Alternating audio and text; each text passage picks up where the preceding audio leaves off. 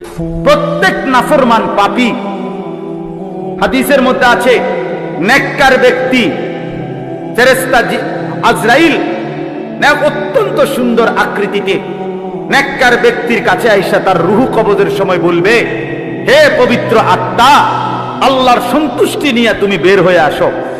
আল্লাহ রাসূল সাল্লাল্লাহু আলাইহি সাল্লাম বলেন, কোন পাত্র থেকে পানি যেভাবে ঢেলে দেয় এইটা যেরকম আরামসে পড়ে যায় বের হয়, আল্লাহর কসম নবীজি বলেন নেককার ব্যক্তির রূহটা মালাকুল মউত আজরাইলের হাতে এরকম আরামসে চলে আসে।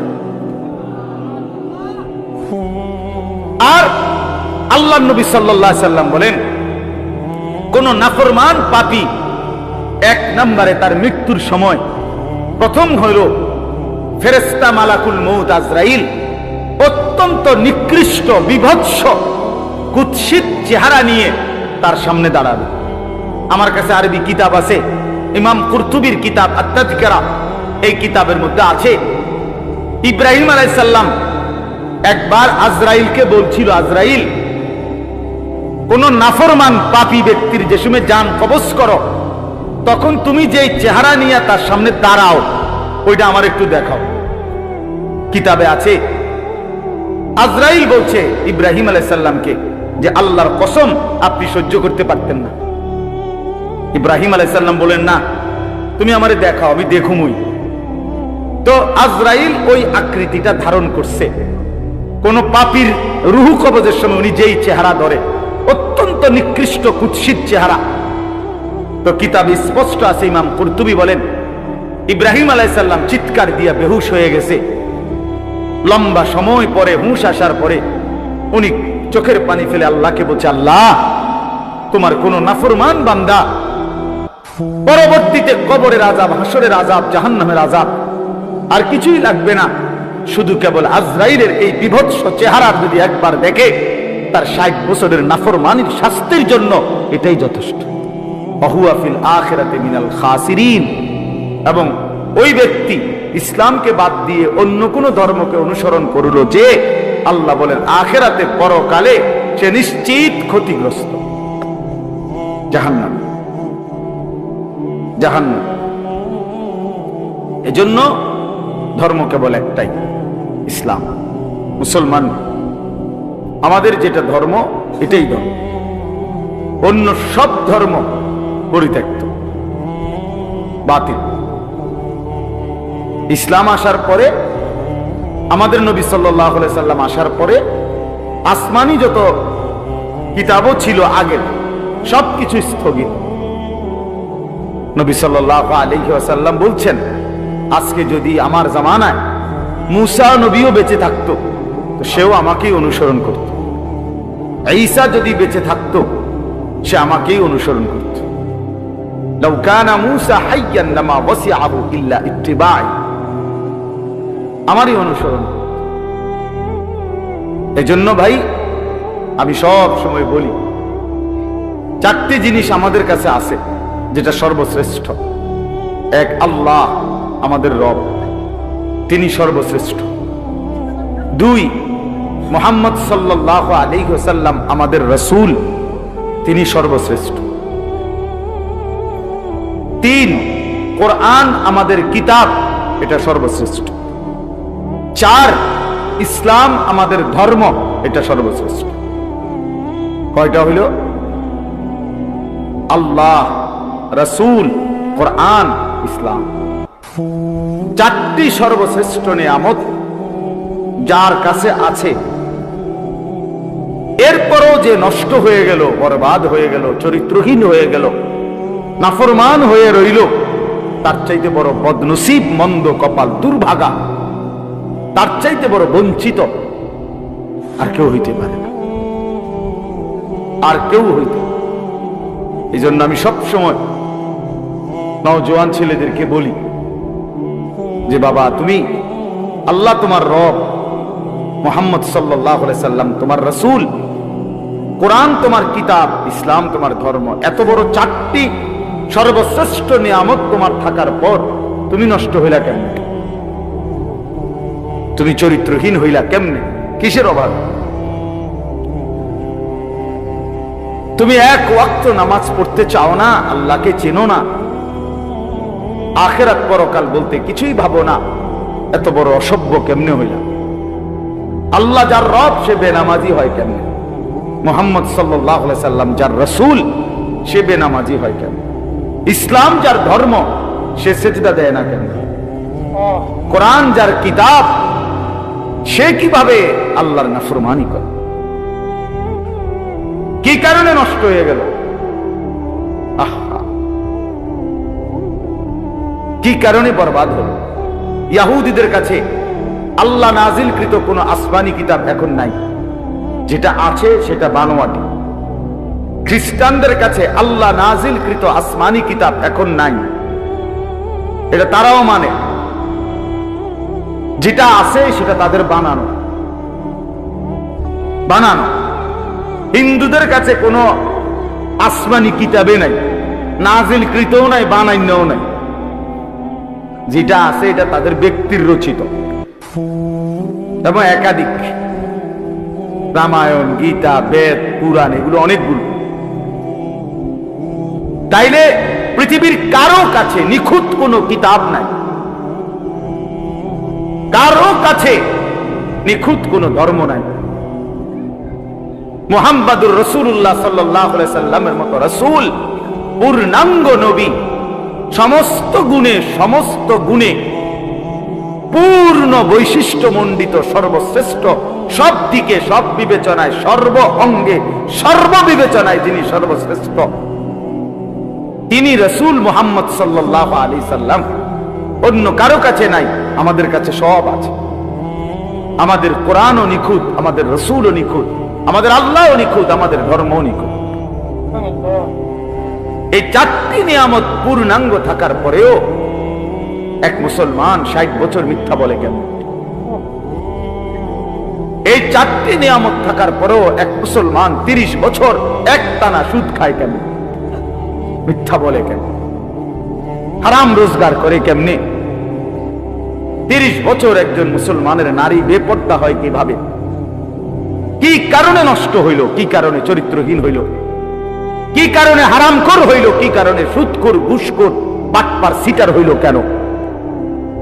কিসের অভাব বলেন?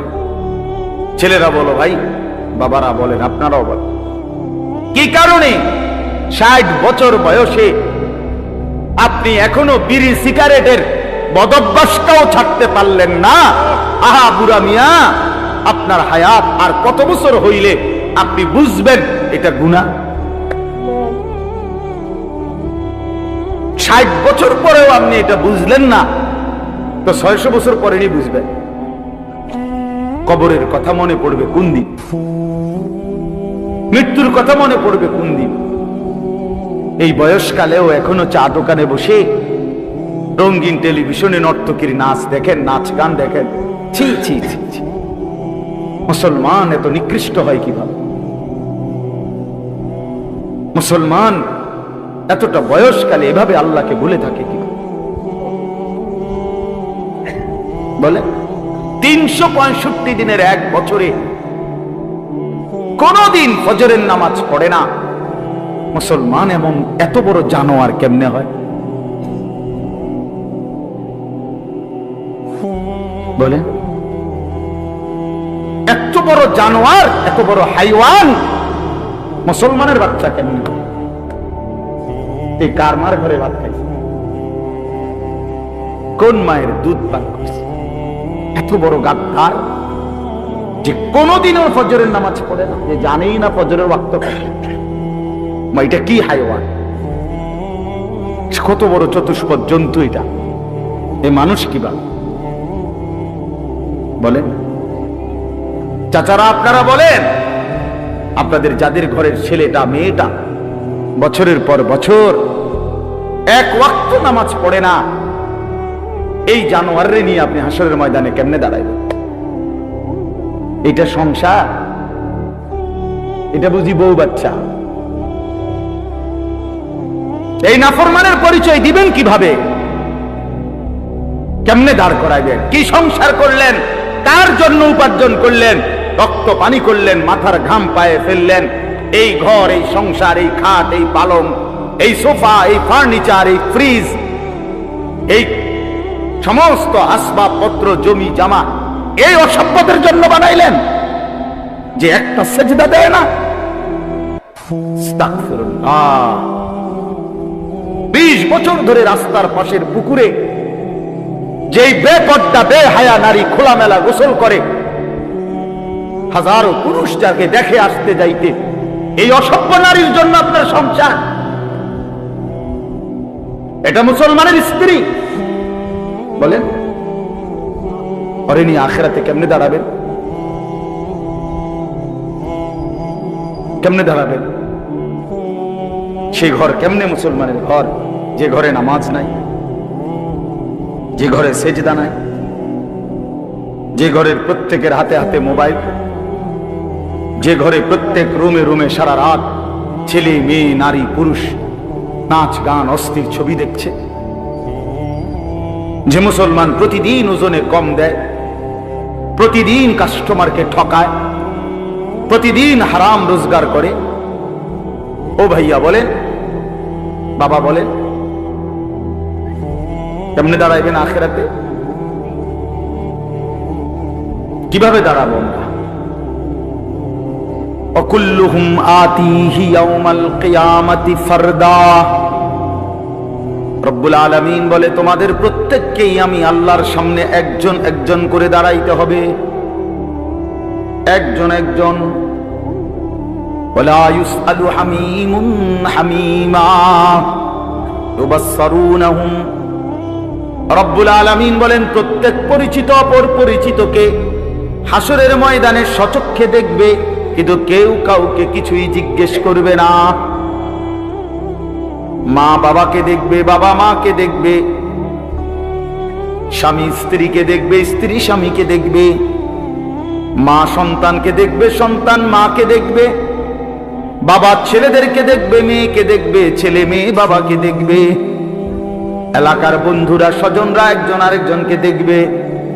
হাসরের ময়দানে আমরা মনে করেন আপনারা এখানকার মানুষ, তো এই যে আপনারা এখন এনে মোটামুটি আপনারা যদি পরিচয় নেন তো একজন আরেকজনকে চিনবেন মোটামুটি, ঠিক না? তো এই রুমই হাসরের মাঠ। এমন না যে আমার এই ইটালির মানুষের লোকে খাড় করাইবো না, হেরার লোক আমার খাড় করাইবো, কিন্তু আমি কি হেগো এলাকার মানুষ না? বুঝেন নাই কথাটা? পরিচিত জনরাই কাছাকাছি দাঁড়াবে, সবাই সবাই চিনবে। আল্লাহ বলছেন ইউবাসসারুনহুম, সচক্ষে দেখবে একজন পরিচিত বন্ধু আরেকজনকে, আপনজন আপনজনকে দেখবে। তো ওয়ালা ইউসআলু, কেউ কাউকে এক বিন্দু ভালো মন্দ জিজ্ঞেস করবে। ইব্রাহিম আলাইহিস সালাম ইসমাঈলকে ডাক দিবে না, নবীজি বলছেন। ইয়াকুব আলাইহিস সালাম ইউসুফ আলাইহিস সালামকে ডাক দিবে না, ডাক দিবে না, কেউ না কেউ। ইয়াওয়াদ্দুল মুজরিমু লাউ ইয়াফতাদি মিন আযাবি ইয়াউমিইদিন বিবানিহি ওয়া সাহিবাতিহি ওয়া আখিহি ওয়া ফাসিলাতিহি আল্লাতী তু'যিহি ওয়া মান ফিল আরদি জামিআ সুম্মা ইউনজিহি। সাংঘাতিক কথা এটা। আল্লাহ বলে, হাসরের ময়দানের ভয়ানক দৃশ্য দেখে নাফরমান পাপী বলবে আল্লাহকে, আল্লাহ আজকে এই হাসরের ময়দানে আমার সন্তান যারা তাদেরকে জাহান্নামে দিয়ে দেন, আমার স্ত্রীকে জাহান্নামে দিয়ে দেন, আমার ভাই বোনদেরকে জাহান্নামে দিয়ে দেন, আমার পাড়া পড়শিকে জাহান্নামে দিয়ে দেন, আমার এই পৃথিবীর সমস্ত মানুষকে জাহান্নামে দিয়ে দেন, তারপরেও বিনিময়ে আমারে বাঁচায় দেন। সুম্মা ইউনজিহি, আল্লাহ বলবেন কাল্লা, না নাফরমান, কখনোই এটা হবে না। তোমার বিনিময়ে গোটা দুনিয়া দিলেও লাভ নাই, শাস্তি তোমাকেই ভোগ করতে হবে। ইন্নাহা লাযা, আল্লাহ বলেন এটা জাহান্নামের লেলিহান আগুন। নাযাতাল লিশশাওয়া, জাহান্নামে যখন ফেলবে নাফরমান, প্রথম সেকেন্ডেই শরীর থেকে চামড়াটা খসায়া ফেলবে, খুলে ফেলবে, গলে গলে পড়ে যাবে। নাযাআতাল লিশ-শাওয়া তাদউ মান আদবারা ওয়া তাওয়াল্লা। আল্লাহ বলে জাহান্নাম থেকে যে পলায়ন করতে চাইবে, আড়াল হইতে চাইবে, জাহান্নাম নিজে টাইনা তার ধরে নিয়ে আসবে। এদিকে আয় নাফরমান, এদিকে আয়, ওদিকে কই যাস গাদ্দার। তখন সেজদা দিতে বলছে, দিলি না কেন? মা সালাকাকুম ফি সাকার ক্বালু লাম নাকু মিনাল মুসাল্লিন। কোরআনুল কারীমের মধ্যে আছে, ফেরেশতারা জিজ্ঞেস করবে, নাফরমান তুই জাহান্নামী কেন হলি? নাফরমান চিৎকার করে বলবে, ভাই আমি নামাজ পড়ি না। খোদার কসম, কোরআনের আয়াত প্রথম জবাব দিবে এটা, ক্বালু লাম নাকু মিনাল মুসাল্লিন, আমি নামাজ পড়ি নাই। কি ভাবছেন? হ্যাঁ ছেলেরা, বাবারা, আপনারা কি ভাবছেন? কার লাগে কি কামাই করে? কি আশ্চর্য মুসলমান! আপন ছেলে 16 বছর, 18 বছর, 20 বছর এক ওয়াক্ত নামাজ পড়ে না, সারাদিন মোবাইল টিপে, এবড়া এই অসভ্যের জন্য এবড়া সুদে টাকা লইয়া, কিস্তিতে টাকা নিয়া, এরপরে এই অসভ্য সন্তানকে বিদেশ পাঠায়। কারে পাঠাইলেন বিদেশ? কার লাইগা নিজে হারাম নিলেন? এই নাফরমানের জন্য? হ্যাঁ, ওই আপনার কি আখিরাতের কি উপকার দিবে? কথা বলেন না কেন? কি উপকার দিবে? হয়তো হয়তো আমার চোখের সামনেই একটা সেজদা দেয় না, চোখের আড়ালে গেলে কি সেজদা দিব? কার জন্য সুদে টাকা নিলেন? কার জন্য নিজের জাহান্নামটা বরাদ্দ করে নিলেন? কার জন্য নিজের কবরটা বরবাদ করে দিলেন? আস্তাগফিরুল্লাহ, আস্তাগফির। হায় মুসলমান, কোন দিন বুঝবেন? কোন দিন বুঝবেন আপনারা? কতবার বললে বুঝবেন আলেমদের কথা? কতবার? রাসূলুল্লাহ সাল্লাল্লাহু আলাইহি সাল্লাম বলছেন, কোরআনের আয়াত শোনায় শোনায় উম্মত, আল্লাহ তাআলা কোরআনে বলছে, তোমরা যারা সুদ ছাড়ো নাই, তোমরা আমি আল্লাহর সাথে যুদ্ধের ঘোষণা শোনো, আমি তোমাদের সাথে যুদ্ধ নামলাম। মনে রাখো না ফরমান, সুদখোর, তুমি আমি আল্লাহর সাথে যুদ্ধ করলা, আর আমার সাথে যুদ্ধ করে কেউ টিকবা না, আমি আসাদ দিয়া জাহান্নামে ছুঁড়ে মারব। মনে রাখিস গাদ্দার, আমি বলছিলাম তোকে আমি হালাল দিয়ে রিজিক দিতে পারবো, তুই আমারে বৃদ্ধাঙ্গুলি দেখাইয়া বলছিস আল্লাহ আপনি পারতেন না হালাল দিয়া। আমি বাটফারি না করলে আমার সংসার চলবে না, আমি ওজনে কম না দিলে আমার সংসার চলবে না, আমি সুদ না নিলে, কিস্তি না নিলে আমার বউ বাচ্চা না খাইয়া মরবো। আমনে বাদ দেন, আপনি অন্য লোকের চিন্তা করেন, আমি আমারটা বুঝ করি। কি নাই তো কি? চাচা বলেন, নাই তো কি? আপনি কি বুঝাইতে চাইলেন? না তো আল্লাহকে এটা বুঝাইতে চান না? আল্লাহ আমারটা আমি দেখি।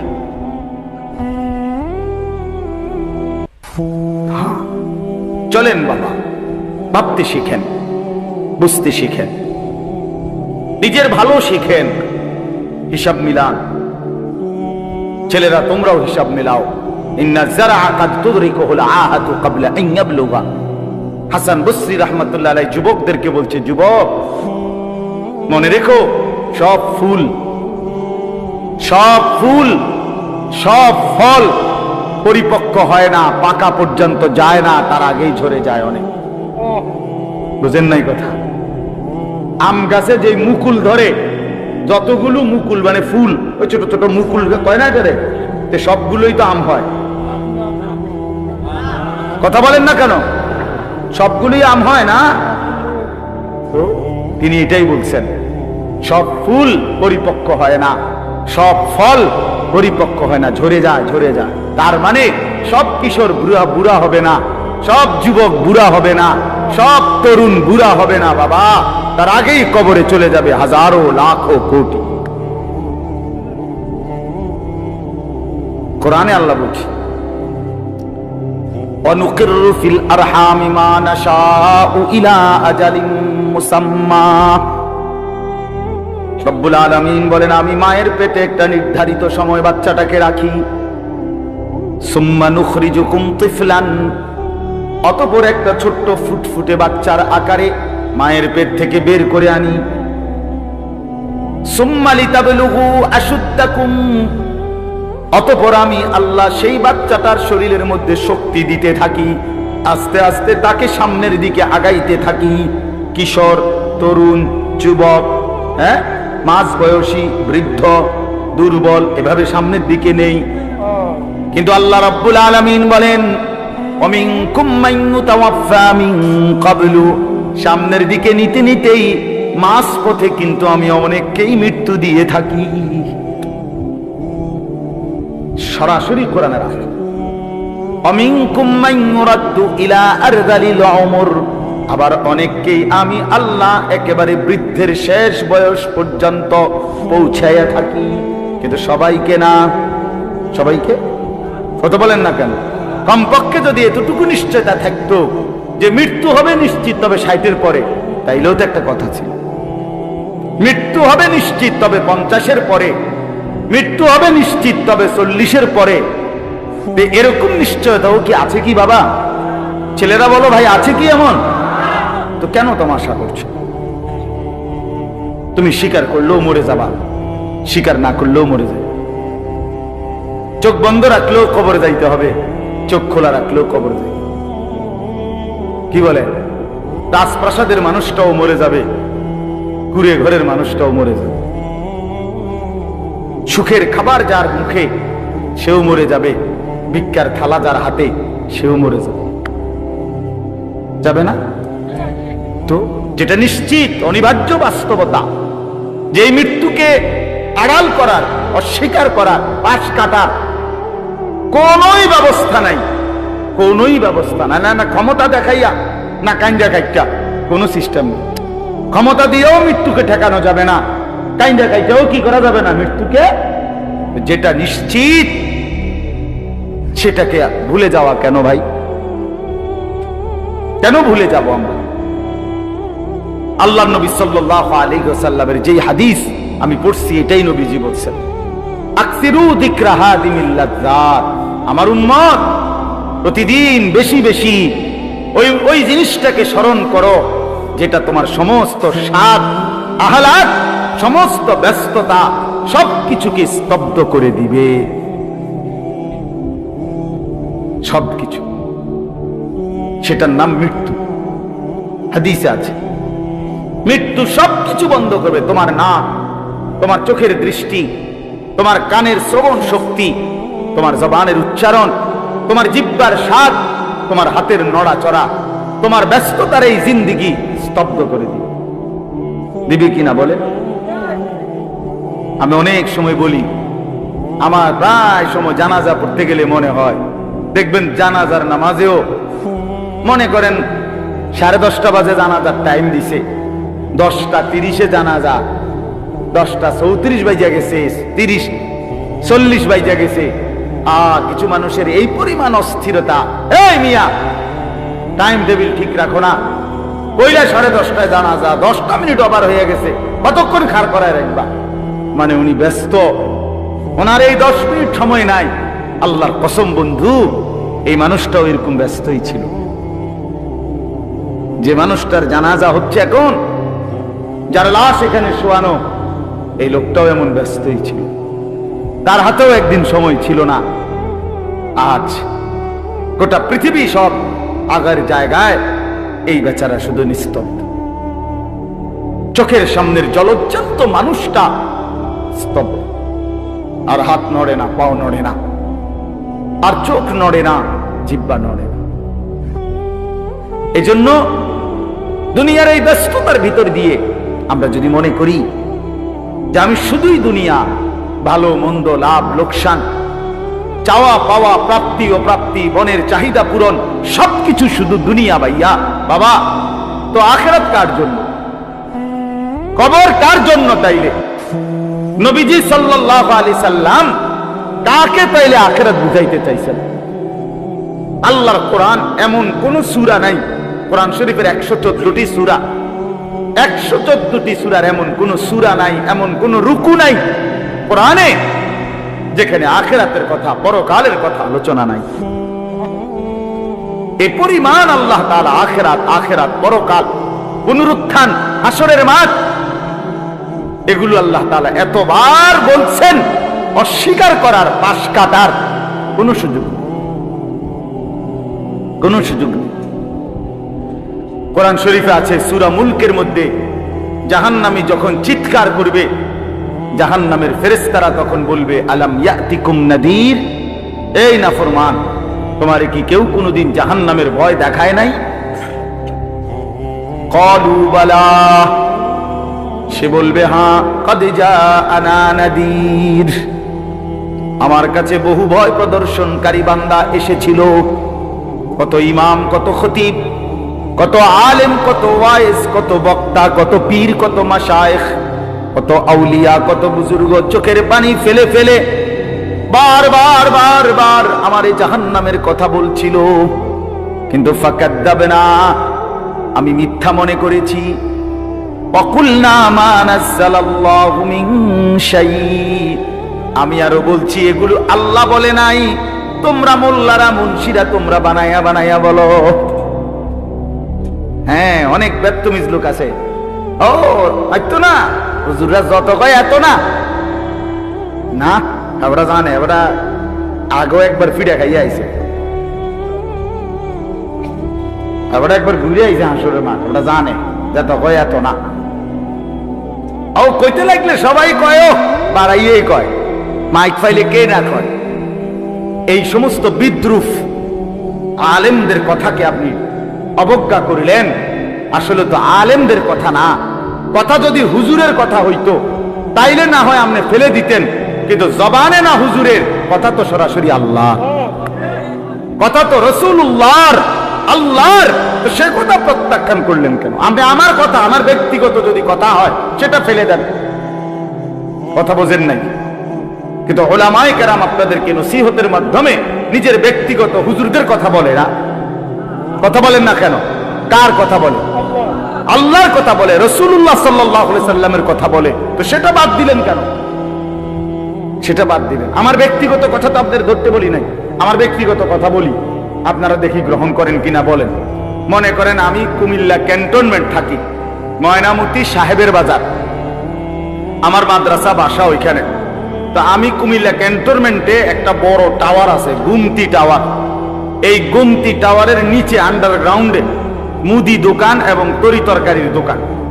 আমি প্রত্যেক দিন ওইখানে তরি তরকারি এবং মুদি যত মাল, এই যে পেঁয়াজ, রসুন, আদা, তেল এগুলো এবং মাছ তরকারি, এগুলো ওই গুমতি টাওয়ার থেকেই সবসময় কিনি।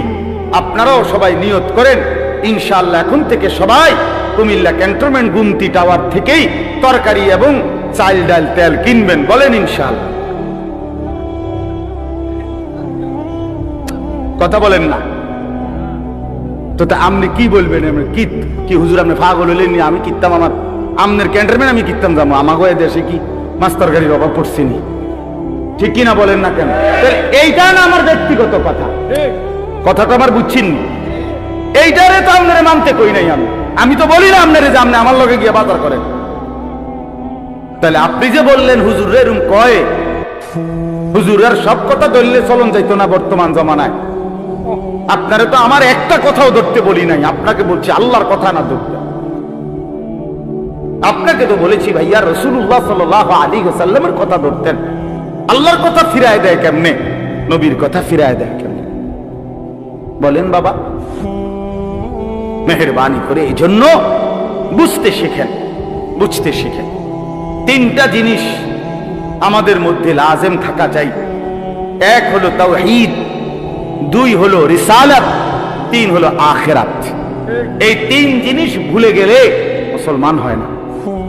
তাওহীদ ভুলে গেলে, অর্থাৎ লা ইলাহা ইল্লাল্লাহ, জীবনের সব ব্যাপারে, সব বিষয়ে যা কিছু হচ্ছে, যা কিছু ঘটছে, আমার জীবনের এই সারা পৃথিবীর কায়নাতের সমস্ত নড়াচড়া, প্রত্যেকটা বিন্দু বিসর্গ করছেন শুধুই একজন, তিনি আল্লাহ। তিনি কে?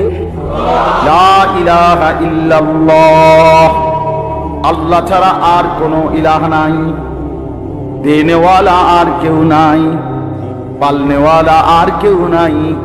এটা তাওহীদ। আর শাজিমের উপর থেকে সাতবক জমিনের নিচ পর্যন্ত যেটা যেমনে যেভাবে আছে সেটা একজনই পরিচালনা করছেন, তিনি আল্লাহ। এই কথা যত দিলের মধ্যে বসাইতে হবে। 2 নাম্বার রিসালাত। রিসালাত মানে হলো মুহাম্মাদুর রাসূলুল্লাহ সাল্লাল্লাহু আলাইহি সাল্লাম, এই কথা গ্রহণ করা। এই কথা আবার গ্রহণ করার কি? এই কথা গ্রহণ করা হইল মুহাম্মদ আল্লাহর রাসূল, আল্লাহ আমার জন্য উনাকে পাঠাইছেন, অতএব আমার জীবনের হাসি কান্না আনন্দ বেদনা, রাত দিন, ঘর সংসার বাজার ব্যবসা, আয় রোজগার, স্ত্রী পুত্র পরিজন, কদম কদম বিন্দু বিন্দু নিঃশ্বাস নিঃশ্বাস আমি অনুসরণ করব একজনকে, তিনি মুহাম্মাদুর রাসূলুল্লাহ সাল্লাল্লাহু আলাইহি ওয়াসাল্লাম। এটারে বলে রিসালাত। এটাকেই বলে নবী সাল্লাল্লাহু আলাইহি সাল্লামকে চেনা, এটাকেই বলে নবী সাল্লাল্লাহু আলাইহি সাল্লামকে ভালোবাসা, এটাকেই বলে নবী সাল্লাল্লাহু আলাইহি সাল্লামকে অনুসরণ করা। আমার ভাইয়া, আল্লাহর দোয়াই আপনি আপনার জায়গাতেই থাকেন, আপনি আপনার তরিকাতেই থাকেন, আপনি আপনার পীরের কাছেই থাকেন, যে যেখানে আছেন থাকেন, কোনো অসুবিধা নাই। শুধু নিজেরে ধোঁকা দিয়েন না, ধোঁকা খাইয়েন না, কাউরে ধোঁকা দিয়েন না। আল্লাহ রাসূল বলছে আল মুমিনু লা ইয়াখদাউ ওয়া লা ইউখদাউ। খেয়াল করে শুনেন এই কথাটা। মুমিন, নবীজি বলছে, কোন ইমানদার কাউকে ধোঁকা দেয় না। খোদার কসম নবী বলছে ইমানদার ধোঁকা খায়ও না। লা ইয়াখদাউ অর্থ সে ধোঁকা দেয় না, ওয়া লা ইউখদাউ অর্থ নিজেও ধোঁকা খায় না। অতএব রাসূলুল্লাহ সাল্লাল্লাহু আলাইহি সাল্লামের সাথে সম্পর্ক, ভালোবাসা, মহব্বতের সবটা 100 অনুসরণের মাধ্যমে, অনুসরণের মাধ্যমে, অনুসরণের মাধ্যমে। চেহারায় যার দাড়ি নাই সে রাসূলকে ভালোবাসে না, ঘরে যার স্ত্রী বেপর্দা সে রাসূলকে ভালোবাসে না, উপার্জনের মধ্যে যার হালাল নাই সে রাসূলকে ভালোবাসে না, জীবনে যার সুন্নত তরিকার অনুসরণ নাই সে আল্লাহর রাসূলকে কশিন কালেও ভালোবাসে না। ভালোবাসে বললে এটা ভালোবাসার নামে ধোঁকা, মিথ্যাবাদিতা ছাড়া আর কিচ্ছু না। হ্যাঁ, হাসরের ময়দানে মার খাইয়েন না, ধরা খাইয়েন না। কথা বুঝছেন না? এখানে গাছ জোর দেখাইয়া হয়তো আমনে চিৎকার দিয়া, হুঙ্কার দিয়া, এই কইয়া সেই কইয়া, খাইয়া দাইয়া বিরিয়ানি খিচুড়িয়ে মিল্লা পার হইয়া গেলেন আর কি। কিন্তু কবর আখেরাত এত সুধা না। আখেরাত হাসরের মাঠ মামুর বাড়ি না, হাসরের মাঠ নানার বাড়ি না, আমনের চাচার শ্বশুর বাড়ি না। হাসরের মাঠ সেই মাঠ ১৬ লক্ষ আম্বিয়া, আদম থেকে মুহাম্মদ সাল্লাল্লাহু আলাইহি সাল্লাম পর্যন্ত সমস্ত নবী রাসূল যে মাঠের ভয়ে আল্লাহর কাছে দিবানিশি কাঁদছেন, সেই মাঠের নাম হাসরের মাঠ। সব নবী আল্লাহর কাছে হাসরের মাঠের ব্যাপারে দোয়া করছে। আমাদের নবী সাল্লাল্লাহু আলাইহি সাল্লাম পর্যন্ত যার কোনো গুনাহ নাই, যিনি নিষ্পাপ, সেই নবীজি পর্যন্ত 5 ওয়াক্ত নামাজের পরে সব আলেমদেরকে জিজ্ঞাসা করেন, নবীজি নিয়মিত 5 ওয়াক্ত নামাজের পরে দোয়া করতেন, আল্লাহুম্মা হাসিবনি হিসাবান ইয়াসীরা। আল্লাহ, হাসরের মাঠে আমার ভয় লাগে, আমি মুহাম্মদের, আপনার বন্ধুর হাসরের মাঠের হিসাব সহজ করে দিয়ে। নিজের ব্যাপারে বলছে। এজন্য বাপ রাগ হইেন না। 1 নম্বর তাওহীদ, কলিজার ভিতরে ঈমান মজবুত করতে হবে। 2 নম্বরে রিসালাত, জিন্দেগীর মধ্যে রাসূলুল্লাহ সাল্লাল্লাহু আলাইহি সাল্লামের অনুসরণ নিশ্চিত করতে হবে। নিশ্চিত করতে হবে। কেন মিসওয়াক করেন না? আপনি জানেন নবীজি মিসওয়াক করতেন, এই জন্য করেন না। কেন দস্তরখান বিছায়া খানা খান না? আপনি জানেন, শুনছেন যে নবীজি সাল্লাল্লাহু আলাইহি সাল্লাম দস্তরখান বিছায়া সমান জায়গায় খানা খাইতেন, এই জন্য আপনি ইচ্ছা করে এটা বিছান না। কারণ আপনার কলিজার ভিতরে সিদ্ধান্ত, আমি মুহাম্মদুর রাসূলুল্লাহ সাল্লাল্লাহু আলাইহি সাল্লামের বিরোধিতা করি। কেন আপনি দাড়ি কাটেন? কারণ আপনি শুনছেন নবীজি দাড়ি লম্বা করতে বলছে, এই জন্য আপনি এটা বুঝাইলেন। রাসূলুল্লাহ সাল্লাল্লাহু আলাইহি সাল্লাম আপনি কইছেন, আচ্ছা আমরে দেখাবো, আমরে দেখাবো।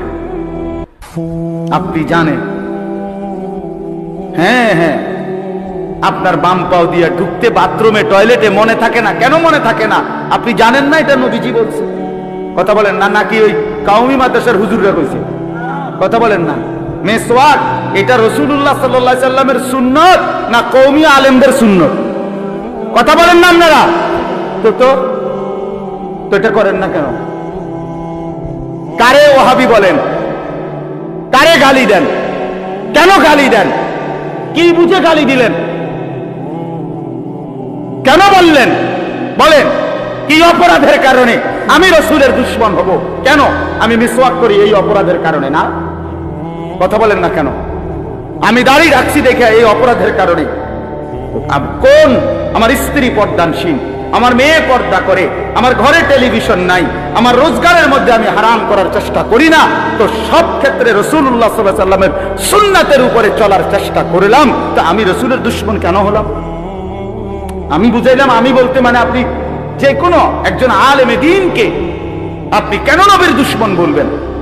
এত বড় জুলুম কেন করেন? এত বড় কেন জুলুম করেন বাবা?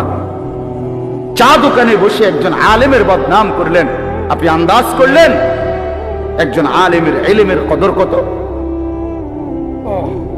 আমরা কিতাবে স্পষ্ট পড়ছি সারা পৃথিবীর ইমানদারের সমস্ত বন্দিগি আর আল্লাহর রাস্তায় জিহাদ, এই দুইটার পার্থক্য কদ্দুর? সারা পৃথিবীর ইমানদারের সমস্ত ইবাদত একটি সমুদ্রের মধ্যে যদি কেউ আঙ্গুল দেয়, আঙ্গুল চুবায়, তো আঙ্গুলের অগ্রভাগে পানি লাগবে যে দূর, এতে করে সমুদ্রের ঢেউ তো বন্ধ হয়ে যাবে, ঠিক না? নৌকা চলা বন্ধ হয়ে যাবে না? সমুদ্র টের পাবে কিছু? কিতাবে স্পষ্ট আছে একজন ইমানদারের সমস্ত মুমিনের সব ইবাদত একত্র করিলে এইটার মর্যাদা হলো আঙ্গুলের অগ্রভাগের পানি, আর আল্লাহর রাস্তার জিহাদ ফি সাবিলিল্লাহ, জীবন দেওয়া, জিহাদ করা, এটা সমুদ্রের বাকি পানি। এরপরে লিখছে যে সমস্ত ইবাদত এবং আল্লাহর রাস্তার যুদ্ধ এইটাও এবার একসাথ করেন, এই সবটা এবার ইবাদত এবং কি জিহাদ সবটা একত্র করিলে আঙ্গুলের অগ্রভাগের পানি, খোদার কসম, আল্লাহর কসম, ইলম, কোরআন সুন্নাহর ইলম, এইটা সমুদ্রের বাকি পানি। বিশ্বাস করে এবার বলেন এক আলেমে দ্বীনের কদর কত?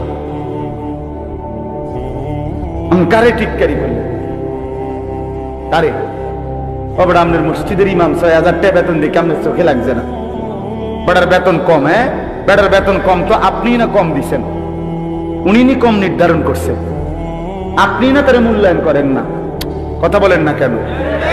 আমাদের সমস্ত একার একটা স্পষ্ট কথা খেয়াল করেন, যদি এক সমস্ত মুসলমানের টার্গেট হইতো যে আমি প্রত্যেক বিষয়ে আল্লাহর কোরআন রাসূলের সুন্নাত মোতাবেক চলবো, তাইলে এই পৃথিবীতে মসজিদের ইমামের চাইতে ব্যস্ত জিন্দিগি আর কেউ পালন করার কথা ছিল না। কেন?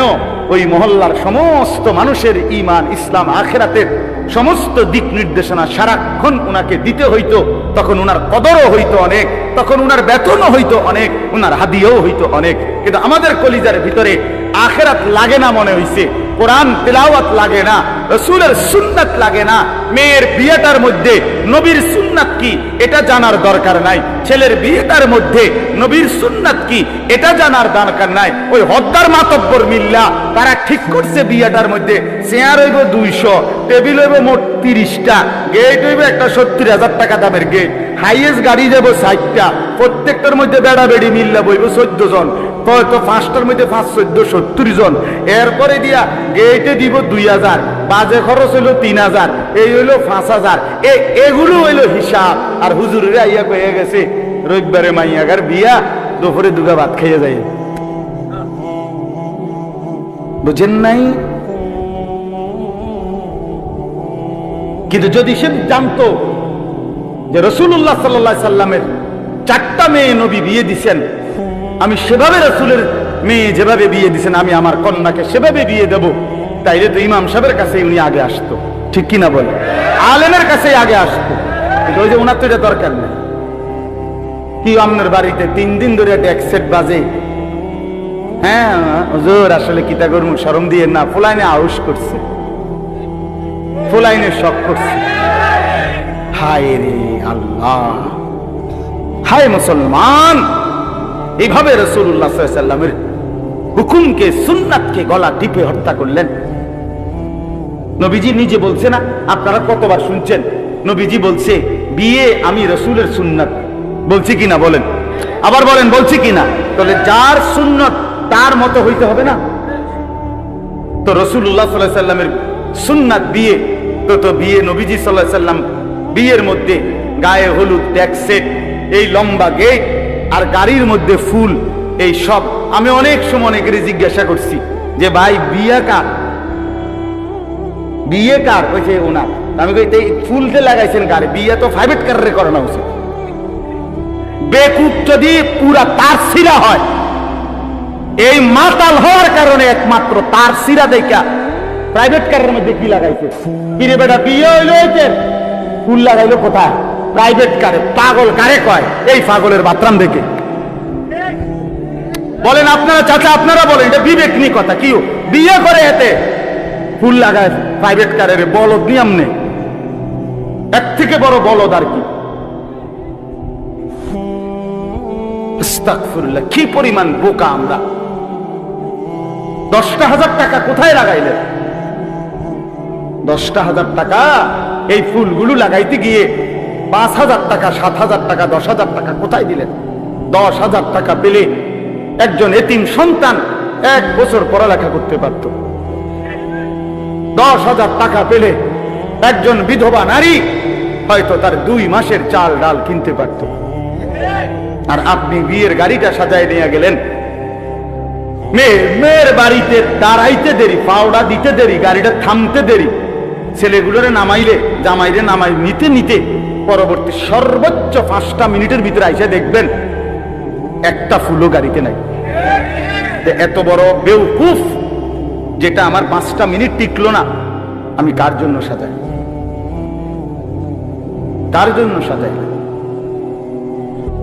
এজন্য বাবা, 1 নাম্বার বললাম আল্লাহর প্রতি তাওহীদ, আর 2 নাম্বার হলো পুরা জিন্দেগি রাসূলুল্লাহ সাল্লাল্লাহু আলাইহি সাল্লামকে অনুসরণ করা। 3 নাম্বার হলো আখিরাত। সবকিছুর ক্ষেত্রে ফিকির করবেন। আপনি আমি সবাই মৃত্যুর মাধ্যমে আখিরাতের দিকে যেতে হবে। কিসের দিকে? হ্যাঁ, মৃত্যু মানে শেষ না, মৃত্যু মানে সমাপ্তি না, মৃত্যু মানে শেষ না বাবা। মৃত্যু মানে আখিরাত, পরকালের জিন্দেগি, পরবর্তী অধ্যায়, নতুন অধ্যায়ের শুরু, নতুন অধ্যায়ের শুরু। এই জন্য আখিরাতকে ভুললে জীবনের কোনো অর্থ থাকে না। আখিরাতকে ভুললে মানুষ আর মানুষ থাকে না।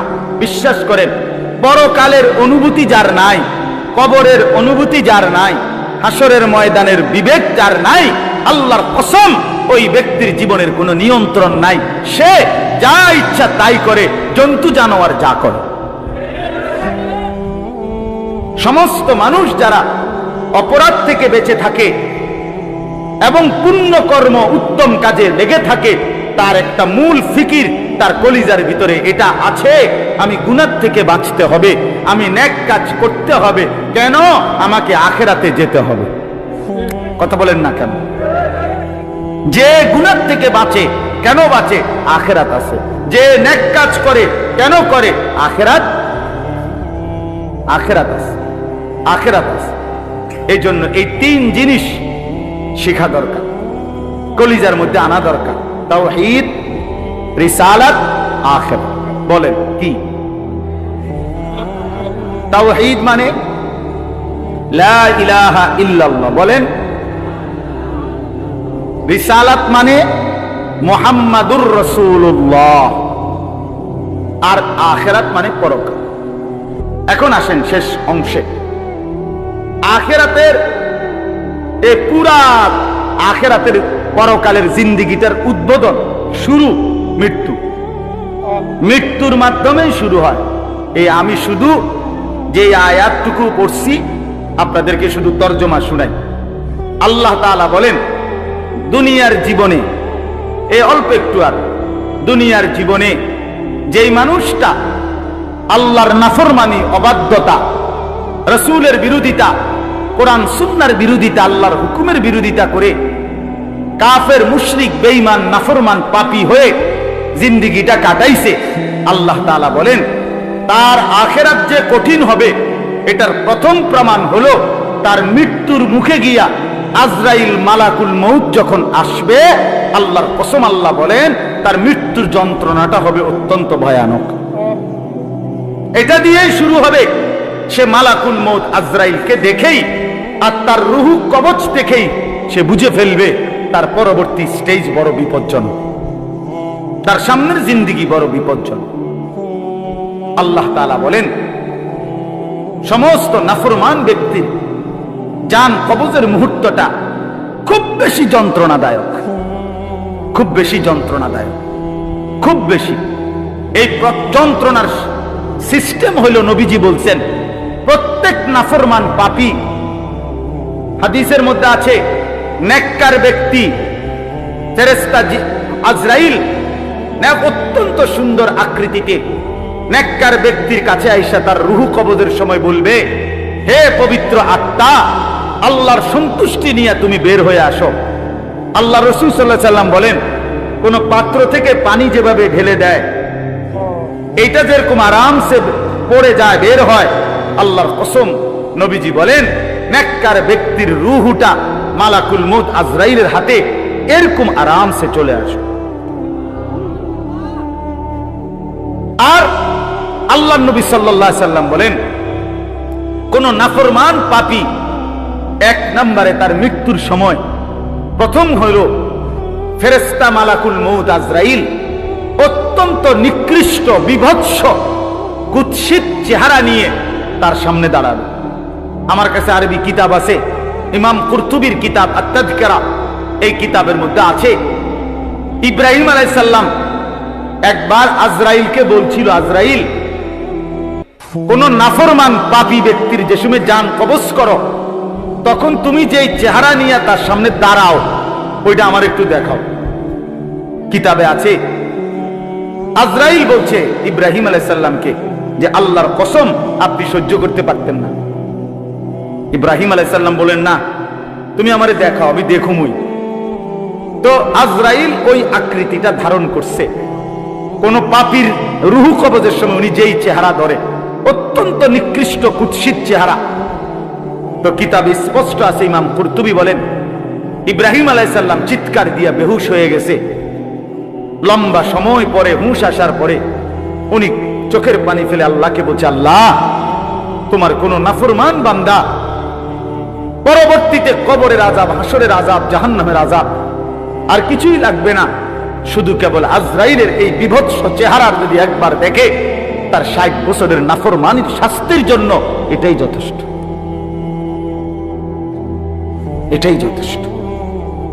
আল্লাহ নবী সাল্লাল্লাহু আলাইহি সাল্লাম বলেছেন, কোরআনে আল্লাহ বলছেন এই মালাকুল মউত আজরাইল যখন কোন পাপী নাফরমানের জান কবজ করতে আসবে, প্রথম এই কলিজাটার ভেতর থেকে যে রূহ আছে, এই কলিজার ভিতরে, কলবের ভিতরে যে রূহ, এই রূহটা ধরে টান মারবে যখন, একটা টানে কলিজাটা ছিঁড়া, রূহটা ছিঁড়া এই কণ্ঠনালী পর্যন্ত চলে আসবে। কাল্লা ইযা বালাগাতিত তারাকিয়া, কাল্লা ইযা বালাগাতিত তারাকিয়া। আর কিছুই না বান্দা, শোনো, যখন নাফরমান তোমার জান কবজের সময় রূহটা চলে আসবে কণ্ঠনালীতে, এবার রূহটা বের হতে চাইবে না, বের হতে চাইবে না, নাফরমান ছটফট করবে। আর ফেরেশতা আজরাইল, ফেরেশতা ছিঁড়া বিরা কোন জিনিসকে, কোন ধারালো লোহা, শিক, এটা যদি আগুনের মধ্যে, আপনার আগুনে পোড়ানো জিনিসের মধ্যে টান দেয় তাহলে যেরকম ছিঁড়া বিরা আসে, আল্লাহর কসম আল্লাহ রাসূল বলছে আজরাইল যখন রূহ ধরে আবার টান মারবে তো সমস্ত শরীর ছিন্ন ভিন্ন করে এই রূহ বের করে আনবে। ওয়াকিলা মান রাক, আল্লাহ বলে আশপাশের মানুষগুলো তখন বলবে, ওই লোকের ছটফটানি দেখা, হায় তাকে বাঁচাবার জন্য কোন ওজা ডাকো, বৈদ্য ডাকো, ডাক্তার ডাকো, কবিরাজ ডাকো, কে আছো তাকে চিকিৎসা করবে, ডাকো না, আনো না। কত ভীষণ ছটফট করছে। আল্লাহ বলেন যান্না আন্নাহুল ফিরাক, কিন্তু ওই নাফরমান বুঝে ফেলবে আজ আর তাকে কেউ ফিরাইতে পারবে না, তাকে দুনিয়া থেকে বিচ্ছিন্ন হতেই হবে, তাকে চলে যেতেই হবে। বন্ধু আমার, বাপ আমার, একটা জরুরি কথা আপনারা বয়স্ক লোকেদেরকে বলি। রাসূলুল্লাহ সাল্লাল্লাহু আলাইহি সাল্লাম বলেছেন, আমার এই কথাটা খেয়াল করেন। নবীজি বলছেন ইন্নাল্লাহা ইয়াকবালু তাওবাতাল আবদ মা লাম ইউগাররিদ। বান্দা যখন আজরাইলকে দেখে তখন তার রুহে, তার শরীরের মধ্যে গড়গড়া শুরু হয়, মৃত্যুর গড়গড়া শুরু হয়। আল্লাহ রাসূল বলছেন তখন আর আল্লাহ তাআলা কারো কোনো তওবা কবুল করেন, তওবা কবুল করেন। ওয়ালাইসাতিত তাওবাতু লিল্লাযিনা ইয়ামালুনা আস-সাইয়্যাত হাত্তা ইযা জাআ আহাদাহুমুল মাউত ক্বালা ইন্নী তুবতুল আন। আল্লাহ বলেন যে মৃত্যু পর্যন্ত নাফরমানি করে গেছে, যখন মৃত্যুর মুখে আজরাইল আসছে এখন বলতেছে আল্লাহ আমি তওবা করলাম। আল্লাহ বলেন ওয়ালাইসাতিত তাওবা, এমন তওবা আমি আল্লাহ গ্রহণ করব না। আমরা অনেক সময় 90 বছরের বুড়া, 70 বছরের বুড়া মিয়া একদম লম্বা হইয়া সোজা হইয়া গেছে, এবার একদম টাইনতে আছে লম্বা করিয়া, এই সময়ে গিয়া 200 টাকা হাদিয়া দিয়া হুজুরে আনছে, হুজুর তওবাটা ফরাইয়া দেন, আব্বারে বেহেশতটা বুঝ করিয়া দেন, ধরেন এই 200 টাকা রাখেন। কি তওবা করাবে হুজুর? এখন ওনার কোন ইহসাস, অনুভূতি আছে? কথা বলেন না কেন? উনি জানে কিছু কি বলতেছে, কি তওবা করাইলেন? কিসের তওবা? কিসের তওবা এটা? কিসের তওবা? গুনাহ করলেন আপনি, আপনার পরামু বুঝি আমি, হ্যাঁ? আপনার গুনাহ আপনি না জানেন। এই জন্য আল্লাহ কোরআনে বলছেন ওয়াল্লাযীনা ইযা ফাআলু ফাহিশাতান আও যালামু আনফুসাহুম যাকারুল্লাহ। আল্লাহ বলে বান্দা শোনো, জীবনভর যদি গুনাহ করো, নাফরমানি করো, জুলুম করো, নাফরমানি করো, কিন্তু আমার যেই বান্দা গুনাহ করবে অথবা নাফরমানি, অশ্লীলতা, বেহায়াপনা করে, আল্লাহ বলেন যদি সাথে সাথে আমি আল্লাহকে মনে করে, অতঃপর ফাস্তাগফারু লিযুনুবিহিম, আমি আল্লাহর কাছে নিজের গুনাহের জন্য মাফ চাই, ওয়া মান ইয়াগফিরুয যুনুবা ইল্লাল্লাহ, বুঝে শুনে দিল থেকে বলে আল্লাহ আপনি মাফ না করলে মাফ করবে কে? ওয়ালাম ইউসিররু আলা মা ফাআলু ওয়া হুম ইয়ালামুন, আর আল্লাহকে বলে আল্লাহ এই গুনাহ আমি ছেড়ে দিলাম, ওয়া হুম ইয়ালামুন, জেনে বুঝে এমন নাফরমানি আর করব না, মাফ করে দেন। খোদার কসম আল্লাহ বলেন বুঝে শুনে আমার বান্দা যদি গুনাহ ছেড়ে দিয়ে আর করবে না, ওয়াদা দিয়ে আমি আল্লাহর কাছে চোখের পানি ফেলে মাফ চাই, এবার গুনাহ যদি আসমান পরিমাণও হয় আমি আল্লাহ ওয়াদা করলাম বিনিময়ে পুরা মাগফিরাত দিয়ে দেব। উলাইকা জাযাউহুম মাগফিরাতুম মির রাব্বিহিম, পুরা মাফ। যে শর্ত হইল বান্দা আর করবা না, ওয়াদা দিতে হবে, গুনাহগুলো ছেড়ে দিতে হবে। আমনের কলজার ভিতরে হইল আপনি কোনো সুদের টিয়া ছাড়তেন না, আপনি কোনো বিড়িগানা ছাড়তেন না, আপনি কোনো সাদওয়ানের টেলিভিশন সাউন্ড বন্ধ করতেন না, আমনে হুজুরের লগে যে ডোলে আস্তাগফিরুল্লাহ রাব্বি, আপনি কীর্তন লরেন, আমনের পকেটে দে বিড়ি, আমনের লেগে দে সাদওয়ানে টেলিভিশন লইয়া বইয়া রয়েছে দোকানদার, আপনি লরেন কীর্তন, কি এর তওবা করেন কার কাছে? আল্লাহ বোঝে না? কথা বলে না? হ্যাঁ, আল্লাহ জানে না? এটারই নি কয় তওবা। টেলিভিশনের দিকে চাইয়া চাইয়া কর তওবা তওবা তওবা তওবা। আহারে কিতারে বাবা রে, দেশটার মধ্যে কি শুরু হইল? আপনি যেটি চাইতে আছেন এটি শুরু হয়েছে। আস্তাগফিরুল্লাহ, আস্তাগফির। এজন্য বাবা জওয়ান হন, বৃদ্ধ হন, গুনাহ ছাড়তে হবে এখন। কখন বলেন? ওই বাবা বলেন না কখন? এখন এখন এখন, আজ গুনাহ করলেন যখন, ছাড়বেন তখন। দিল, দিমাগ, আকল, হুঁশ আছে যখন। এটা মনে রেখে আল্লাহ তাআলা বলেন, ওয়াযান্না আন্নাহুল ফিরাক। আশপাশের লোকজন তো ডাক্তার কবিরাজ লইয়া ডাকাডাকি করছে, কিন্তু সে বুঝে ফেলছে তাকে দুনিয়া থেকে আলাদা হবে, আর থাকতে পারবে না। ওয়ালতাফাতিস সাকু বিসাক। আল্লাহ তাআলা বলেন, ভয়ে আর আতঙ্কে নাফরমান পাপী জান কবজের সময় তার দুইটা পাও মিলাইবার মতো ক্ষমতাও আর তার থাকবে না। পায়ের দুইটা গোছা, গোড়ালি, এইটা পর্যন্ত কুদুর লাগানো অথবা সরানো এই ক্ষমতাটাও থাকবে না। এতটা ভয়ে আতঙ্কে পাও নিয়ে পড়ে থাকবে যে পায়ের গোছা, গোড়ালিটা পর্যন্ত নাড়াইতে পারবে। ইলা রাব্বিকা ইয়াউমাইদিনিল মাসাক। আর এই অবস্থাতেই তাকে আল্লাহ তাআলার কাছে পৌঁছতে হবে। কার কাছে বলেন না? এবার দেখেন এই কথাটা ছেলেরা তোমরা শোনো, শুনো, চাচারাও শোনেন, নওজোয়ান তোমরাও শোনো। চারটা আয়াতে কোরআনুল কারীমে আল্লাহ বলছেন, মোট 4 জায়গায়, যে আল্লাহ বলছেন মৃত্যুর যন্ত্রণা নাফরমানের অত্যন্ত কঠিন। এই জান কবজের সময় একেবারে সব ছিঁড়ে যাবে। তো এইটা আল্লাহ বলছেন মৃত্যুর যন্ত্রণা সবচেয়ে বেশি কঠিন। যে মৃত্যুর রুহু কবজের, এটা কার হবে? কার জান কবজের সময় যন্ত্রণা হবে কঠিন? আল্লাহ বলছেন, ফালা সাদ্দাকা ওয়ালা ইলা রাব্বিকা ইয়াউমাইদিনিল মাসাক ফালা সাদ্দাকা ওয়ালা সাল্লা। কেন মৃত্যু যন্ত্রণা হচ্ছে? কেন তার রুহুটা ছিঁড়া বিরা নিতেছে? আল্লাহ বলেন কারণ হলো আমার এই নাফরমান বান্দা 1 নম্বরে আমি আল্লাহর কথায় বিশ্বাস করে নাই, 2 নম্বরে ওয়ালা সাল্লা 5 ওয়াক্ত নামাজ আদায় করে নাই। এই জন্য আমি আল্লাহর কসম দিয়ে হাত জোর করে বলি, ভাইয়া আমার, বন্ধু আমার, ছেলেরা আমার, তোমরা যারা নামাজ পড়ো না, আল্লাহর কসম কবর, হাসর, আখিরাত, মিজান তো কষ্ট হবেই, মৃত্যুর মুখে তোমাদের রুহু কবজের সময়ও ভীষণ কষ্ট হবে। কষ্ট পাইবা, খুব বেশি দিন না।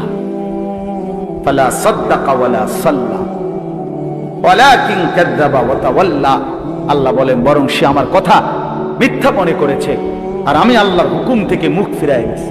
আমি ডাকি এদিকে, সে যায় ওইদিকে। আজান হয় মসজিদে, নাফরমান যায় বাজারে। মসজিদে জামাত চলে, নাফরমান চা দোকানে বসে বসে গপ মারে। হ্যাঁ, ওয়ালাকিন কাযাবা ওয়া তাওয়াল্লা। এরপরে আরো সাংঘাতিক কথা বলছে আল্লাহ, সুম্মা যাহাবা ইলা আহলিহি ইয়াতামাত্তা। আল্লাহ বলেন আমারে তো বিশ্বাস করে নাই, নামাজ পড়ে নাই, আমি আল্লাহর হুকুম থেকে মুখ ফিরায় নিছে, অথচ বউ বাচ্চা সংসারের মধ্যে গর্ব আর অহংকারের মধ্যে চলাফেরা করছে। অর্থাৎ এই যে নামাজ পড়ে নাই, হালাল খায় নাই, এইটা নিয়ে একটু লজ্জিত, বিব্রত অনুভূতিটুকুও নাই, বরং বউ বাচ্চার মাঝে ফুর্তি করছে। বাবা বাবা, বুঝেন নাই? টাকা আনছে সুদের, কিন্তু কথাবার্তার স্টাইলে বোঝা যায় এটা যে গুনাহ, পাপ, ওনার বিবেকের মধ্যে এটা নাই। রোজগারটা যে হারাম, টাকাটা যে ওজনে কম দেওয়া টাকা, টাকাটা যে কিস্তির টাকা, টাকাটা যে সুদের টাকা, টাকাটা যে অবৈধ রোজগার, এটা যে অন্যায়, এইটাও তার বিবেকে নাই। বউ বাচ্চা নিয়ে এভাবে ফুর্তি আনন্দে আছে, মনে হয় যেন পাপগুলোকে তার আর পাপই মনে হয় না, অপরাধগুলোকে আর অপরাধী মনে হয় না। এইবার আল্লাহ শেষ বললাম, আল্লাহ বলে এমন নাফরমান বান্দার জন্য আউলা লাকা ফাআউলা, হে বান্দা তোমার জন্য দুর্ভোগ, তোমার জন্য দুর্ভোগ, সুম্মা আউলা লাকা ফাআউলা। আবারও বলছি, আল্লাহ বলে তোমার জন্য দুর্ভোগ, তোমার জন্য দুর্ভোগ, 4 বার বলছেন, 4 বার। তোমার জন্য লাঞ্ছনা, তোমার জন্য লাঞ্ছনা, তোমার জন্য লাঞ্ছনা, তোমার জন্য লাঞ্ছনা। কয়বার? তোমার জন্য কষ্ট, কষ্ট, কষ্ট, কষ্ট, তোমার জন্য দুর্ভোগ, দুর্ভোগ, দুর্ভোগ, দুর্ভোগ। এই 4 বার বললেন কেন? তাফসীরের মধ্যে লিখছে, 1 বার জান কবজের সময় দুর্ভোগ, 2 নম্বরে কবরে দুর্ভোগ, 3 নম্বরে হাসরের ময়দানে দুর্ভোগ, 4 নম্বরে জাহান্নামে দুর্ভোগ। কয়টা হইল? জান কবজের সময় কষ্ট পাইবা, কবরে কষ্ট পাইবা, হাসরের ময়দানে কষ্ট পাইবা, জাহান্নামে কষ্ট। কয়খানে? আয়াহসাবুল ইনসানু আন ইউতরাকা সুদান। আল্লাহ বলছে, মানুষ তুমি কি ভেবেছো আমি তোমারে এমনি এমনি ছেড়ে দেব? হ্যাঁ, কি ভাবছো বান্দা? কবরের প্রথম মিনিট, প্রথম সেকেন্ডে যখন প্রশ্নের জবাব দিতে পারবা না, আল্লাহ তখনই বলে ফেলবে, বান্দা, ফেরেশতারা আমার নাফরমান বান্দার জন্য জাহান্নামের বিছানা বিছিয়ে দাও, জাহান্নামের পোশাক পরিয়ে দাও। ফাআফরিশুহু মিনান নার ওয়ালবাসুহু মিনান নার ওয়াফতাহু লাহু বাবান ইলান নার। জাহান্নাম বরাবর দরজা খুলে দাও। আল্লাহর নবী বলেন, ফেরেশতারা যখন নাফরমানকে জাহান্নামের মধ্যে রেখে চলে যাবে, আরে কবরের মধ্যে রেখে চলে যাবে, কবরের ডান পাশের মাটি একটা চাপ দিবে বাম দিকে চলে যাবে, বাম দিকের মাটি ডান দিকে চলে আসবে। আল্লাহর নবী বলেন, হাত্তা তাখতালিফা আদলাউহু, ডান পাশের হাড্ডি পাজর ভাঙ্গা চুরচুর হয়ে বাম দিকে চলে যাবে, বাম পাশের হাড্ডি পাজর ভাঙ্গা বন্ধু ডান দিকে চলে আসবে। প্রথম মিনিটেই হাড্ডির শরীর চুরচুর হয়ে যাবে। আল্লাহ ছাড়বে না, আমারেও না আপনারেও না, বিশ্বাস করুন। দুনিয়া আল্লাহ তাআলা তো শাস্তির জায়গা না। আল্লাহটা বলছে তো, আমি এটা শাস্তির জায়গা না, এটা পরীক্ষার জায়গা। কথা বোঝেন নাই? দুনিয়া কিসের জায়গা? এই জন্য ছাড় দেই না। আমি যদি ডেইলির ফিডে ফিরতাম তো তুমি তো মাথা টিকতা না। আজকে যারা নামাজ পড়ে নাই, এখন যারা এশার নামাজ পড়ে নাই, মনে করেন এখন গিয়ে ঘুমাবে, তো ফেরেশতা যদি একটা লাথি মারে, আইয়া একটা কিচ্ছা লাথি মারে যে গাদ্দার ওঠ, তো একটা লাথির লোকে তো 7টা মহাদেশ পার হইয়া যাবে। যদি একটা টানা চক্কর না দেয় ঘাটটা বাড়াইয়া, কি হবে তখন? এজন্য আল্লাহ কোরআনে বলছে, আমি যদি বান্দা নগদ শাস্তি দেই, তাহলে তো ঘাড় সোজা কইরা একজনও চলতে পারবে। আমি তো জমিনটাকে, পৃথিবীতে আমি আল্লাহ শাস্তির জন্য না, এটা বিচারের জায়গা না, এটা আমলের জায়গা, বিচারের জায়গা। আল্লাহ মালিকি ইয়াউমিদ্দিন। চলেন, রাত গভীরে, অনেক রাত হইছে, আমরা আপনাদের কাছে বলার চেষ্টা করলাম।